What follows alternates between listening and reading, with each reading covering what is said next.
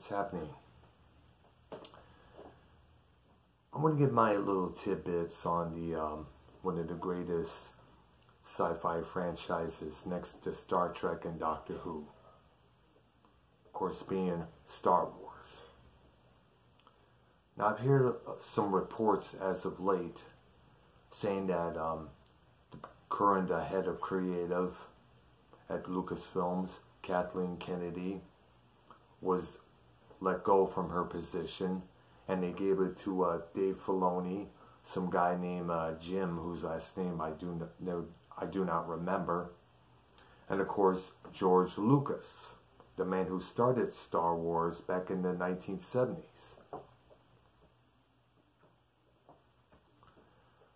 And I guess to go over at this moment is to make Star Wars as big as the Marvel Cinematic Universe, which I can understand. You know, make Star Wars great again. And the reason why it hasn't been so great is because, you know, the political agenda is being tossed into the last two movies, episode 8 and 9. Especially episode 8. When you look at all the cringiness, the criticism that movie spawned, it kind of makes sense. Kathleen Kennedy, you know, she had to thrust her political agendas into that movie, and look what happened. Especially the way Luke Skywalker was portrayed as this reluctant, cowardly individual who doesn't want to be a Jedi no more, who threw in the towel after one of his pupils, Ben Solo, turns on him, that burns down the Jedi Temple and becomes Kylo Ren, forming the First Order.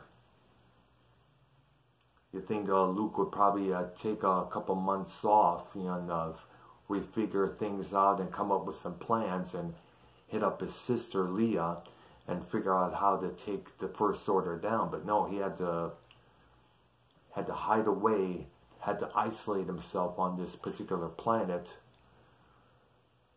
and make the claims like, it is time for the Jedi to end, I don't want to be a Jedi no more. No, that's not the Luke Skywalker we knew. That's not the Luke that we grew up back as teenagers. And a lot of my friends on Facebook would agree, including my friend in Hawaii named Karen. Not that particular Karen I'm not speaking of.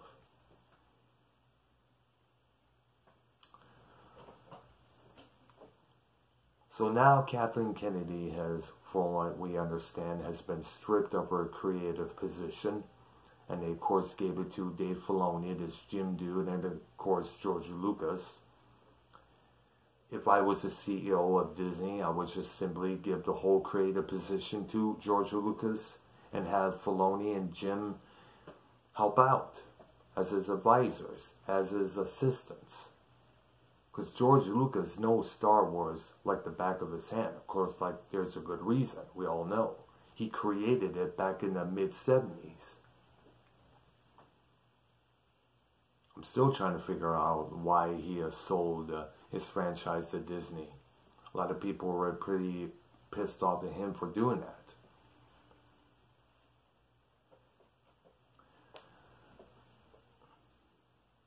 Now, a couple of projects are going to be working on, or probably it's another trilogy, from what I understand. I hope it's a lot of original ideas and storylines. I remember mentioning on one program with Joe Cronin that they should probably go back to the Old Republic storylines, something of that mode, or possibly a trilogy involving Jedi Academy, another game that I played briefly with my nephew. They should probably come up with some new characters. How about storylines involving Darth Bane, Darth Zana, Darth Plagueis? You know, they could probably come up with some new characters that will follow suit. That's what we're hoping to see in the near future, and I hope it's not. I don't I just hope we don't have to wait 20 or 25 years for these movies to come out. In the meantime, you know, they're working on a series for Disney Plus called, based on Obi-Wan Kenobi's life after the Jedi Purge, where he just went under the name Ben Kenobi. That's in the works right now. And I guess Hayden Christensen, who played Anakin Skywalker in the prequels, is going to make a few appearances there.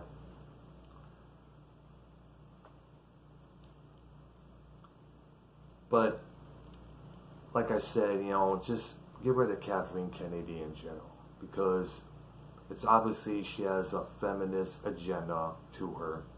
She even stated in an interview that I heard about, where she stated, quote unquote, she owes no apology to all the male Star Wars fans for the way The Last Jedi turned out.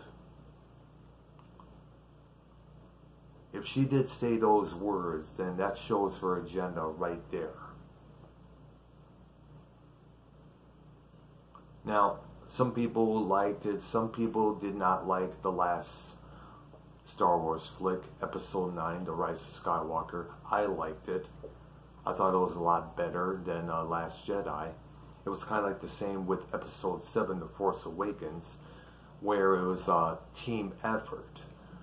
Black man, white woman, or actually white British woman, a white guy, all working together with a couple of droids to take down this SOB named Kylo Ren, who killed his father in Episode 7. He gets redeemed and towards the end, and fights alongside his former arch nemesis to take down Rey's grandfather.